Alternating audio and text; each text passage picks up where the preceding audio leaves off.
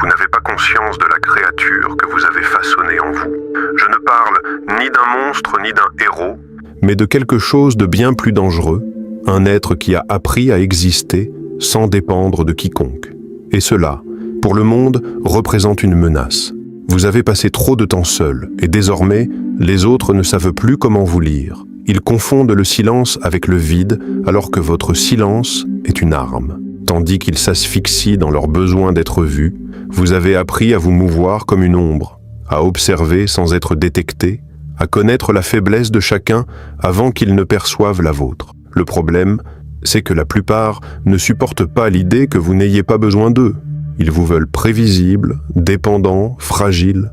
Ils veulent que vous couriez après leur approbation, mais vous avez compris quelque chose qu'ils ne comprendront jamais. Quand vous n'avez besoin de personne, personne ne peut vous contrôler, et cela les terrifie. Vous avez traversé la solitude comme d'autres traversent une guerre, avec la faim, la peur, et ces nuits où votre propre esprit cherchait à vous détruire. Et pourtant, vous êtes là, vivant, entier, plus froid, plus aiguisé, plus létal. Dans le silence, vous avez appris à voir comment il parle sans rien dire, comment il sourit en préparant la trahison, comment ils se contredisent dans une même phrase. Les gens croient que les mots révèlent la vérité, mais vous savez que c'est la pause qui les trahit. Dans la solitude, vous avez appris à entendre ce qui n'est pas dit. Et lorsque vous percevez ce que les autres ne voient pas, vous jouez avec une longueur d'avance. Vous n'interrompez pas, vous n'accélérez pas, vous les laissez se dévoiler, puis vous agissez. Le second pilier de votre force, c'est la sélection chirurgicale de ceux que vous laissez entrer.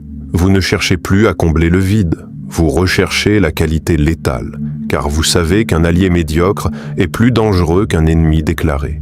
Vous avez cessé de gaspiller votre énergie à convaincre, à sauver, à traîner ceux qui refusent d'avancer. Et même si le prix est élevé, vous le payez sans ciller, car il n'existe pas de solitude plus toxique que celle que l'on endure entouré des mauvaises personnes. Le troisième pilier est le plus incompris, le pouvoir de l'anonymat. Cette capacité à disparaître du radar tandis que vous travaillez sur ce que nul ne voit venir. Le monde veut l'exposition. Vous voulez l'efficacité. Ils veulent la reconnaissance immédiate. Vous, des résultats indestructibles. Vous ne publiez pas chaque mouvement, ne criez pas chaque victoire, ne montrez pas chaque pas. Vous avancez dans l'ombre, parce que vous savez que le coup le plus dévastateur est toujours celui qu'on ne prévoit pas. La solitude n'a pas été une punition, c'était un laboratoire. Elle vous a façonné avec patience, comme l'eau sculpte la pierre. Elle vous a forcé à vous connaître à un degré que peu atteindront un jour. Tandis qu'il fuit le silence, vous en avez fait votre territoire. Car le silence ne vous étouffe pas, il vous aiguise. Le bruit distrait, le silence bâtit. Et désormais, chaque pas que vous faites ne dépend que de votre propre approbation. Vous possédez votre temps, votre esprit et votre volonté. La suite est simple. N'oubliez pas ce que l'entraînement vous a appris. Ne troquez pas votre indépendance contre une compagnie vide. Ne livrez pas votre stratégie pour des applaudissements. Ne sacrifiez pas votre anonymat pour quelques secondes d'attention. Vous avez franchi une frontière invisible. Vous ne faites plus partie du troupeau. Et une fois que l'on quitte le troupeau, on n'y revient jamais. Car lorsqu'on a goûté à la force née de la solitude, on sait qu'il n'y a plus de retour possible. Voulez-vous savoir ce qu'il y a de plus troublant ? Le monde ignore encore ce dont vous êtes capable. Et lorsqu'il le découvrira, il sera déjà trop tard. Le pouvoir que vous avez forgé dans la solitude entraîne une conséquence que peu osent affronter. Vous devenez illisible. Et lorsqu'on est illisible, on devient dangereux. Les gens craignent ce qu'ils ne comprennent pas. Et quand ils ne peuvent pas prévoir vos gestes, ils inventent des histoires sur vous.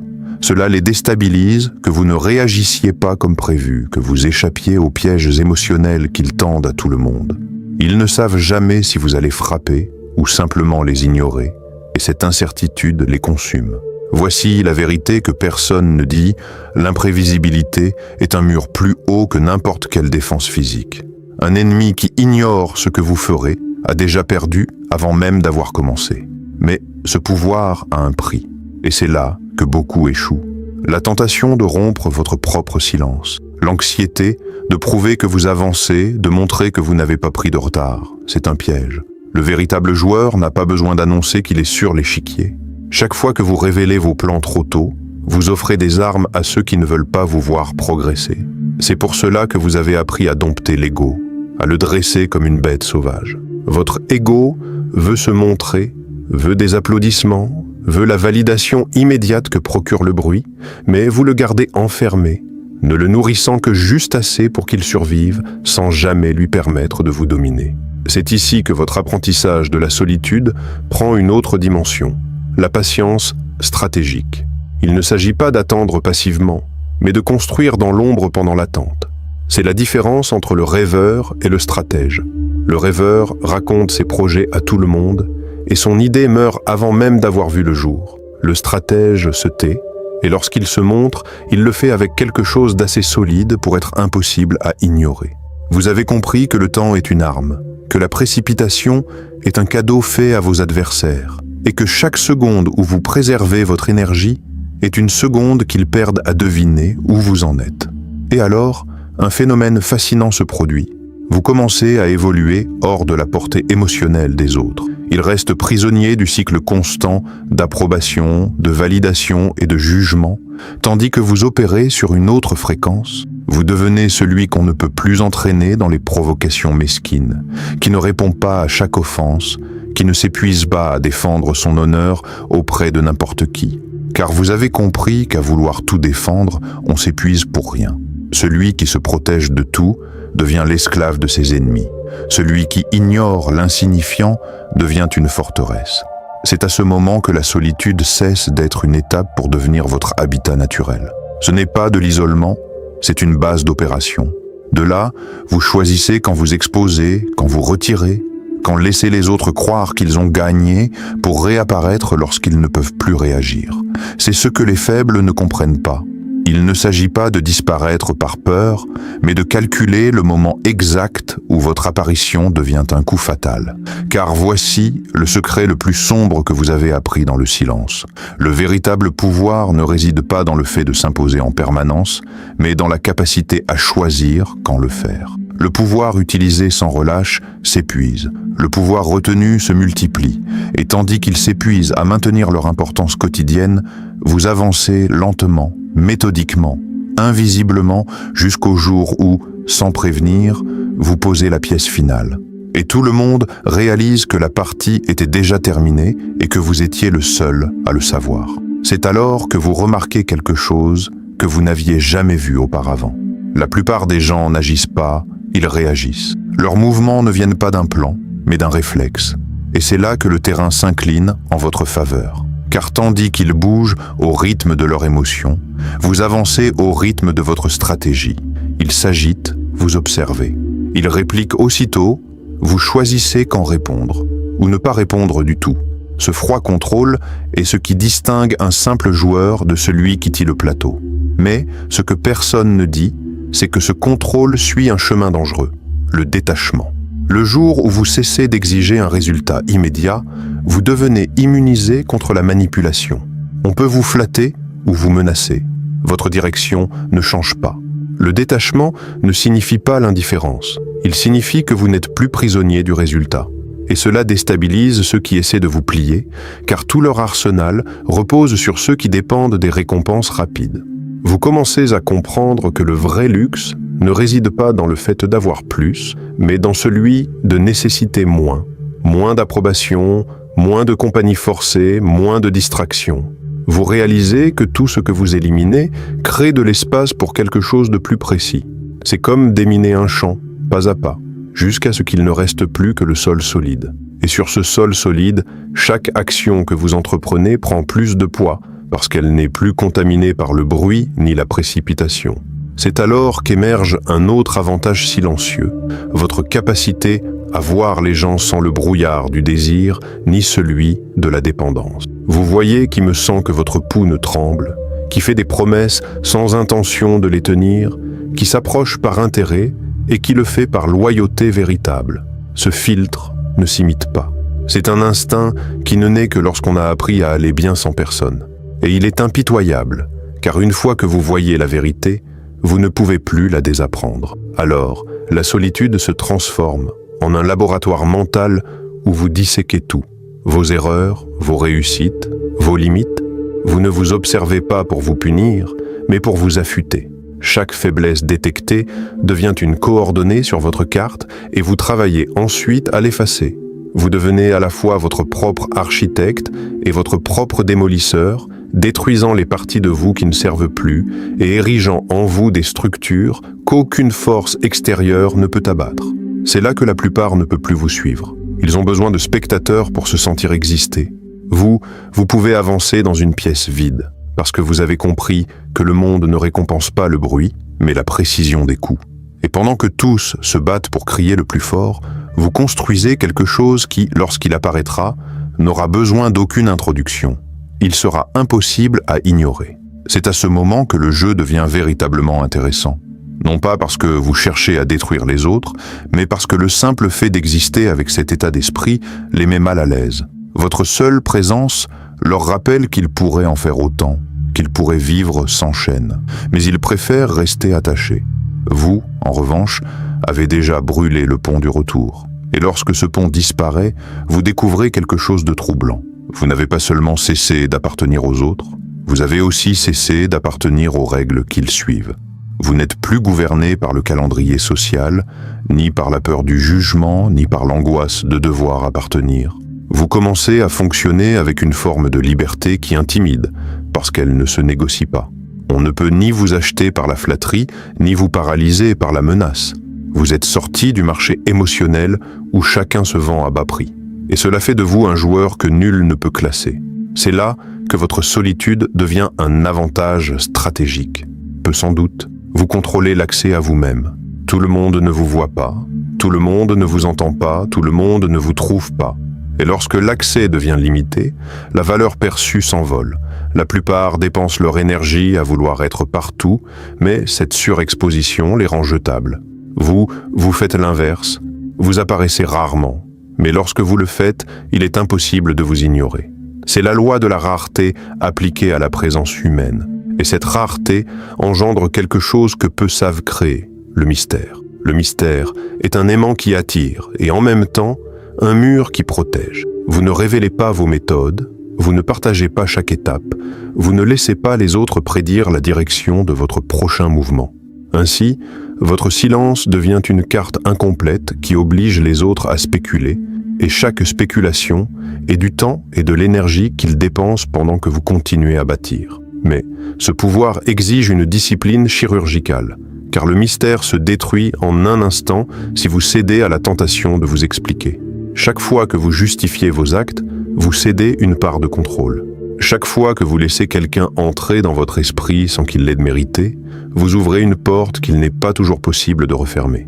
Vous avez compris que tout le monde n'a pas le droit de connaître vos motifs et que même les plus proches doivent mériter le privilège de votre transparence. Et c'est là que vous réalisez quelque chose que peu comprennent. La solitude ne vous a pas séparé du monde, elle vous a placé au-dessus de lui. Elle vous a élevé à la manière d'un guetteur posté sur les hauteurs, non pas parce qu'il fuit la bataille, mais parce qu'il doit contempler la carte entière avant de descendre combattre. Cette altitude vous donne la perspective, et la perspective, c'est le pouvoir. Tandis qu'ils se perdent dans de petites querelles, vous voyez comment ces querelles s'inscrivent dans un conflit bien plus vaste. C'est alors que vous comprenez que la solitude, bien employée, n'est pas un refuge, mais un centre de commandement.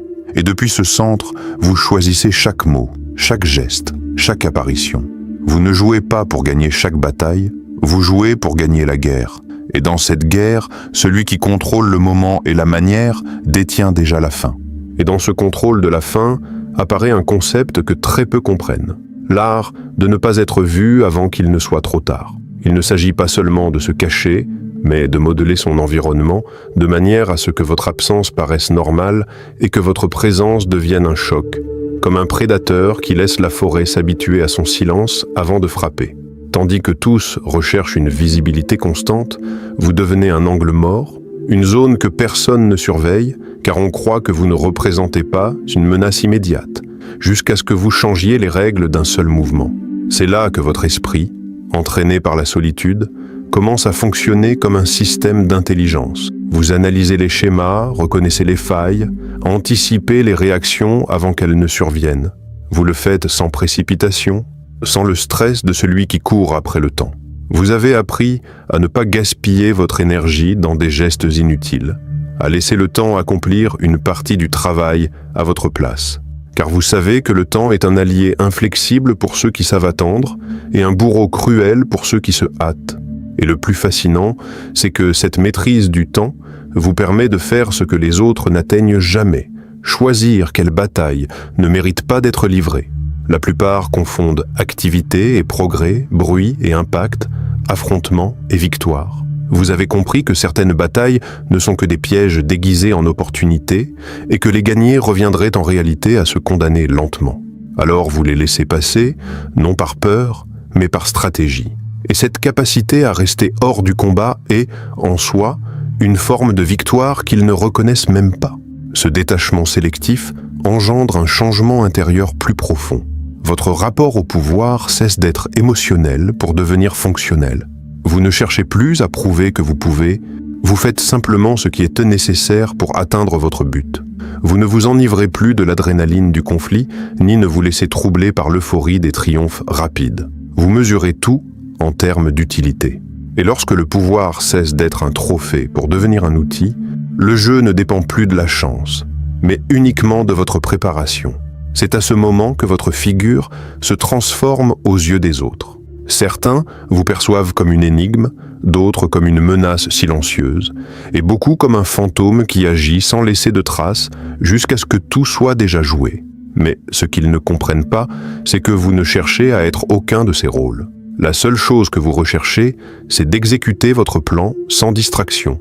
Et cela, dans un monde qui se dévore lui-même à force de quête d'attention, est un acte de rébellion absolue. C'est alors que vous comprenez pleinement.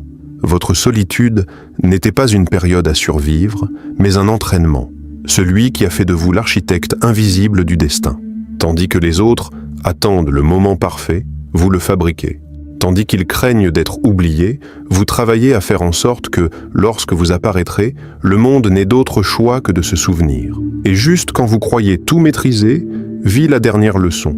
Il ne suffit pas de dominer le silence, la stratégie et l'anonymat, il faut apprendre à disparaître même de soi.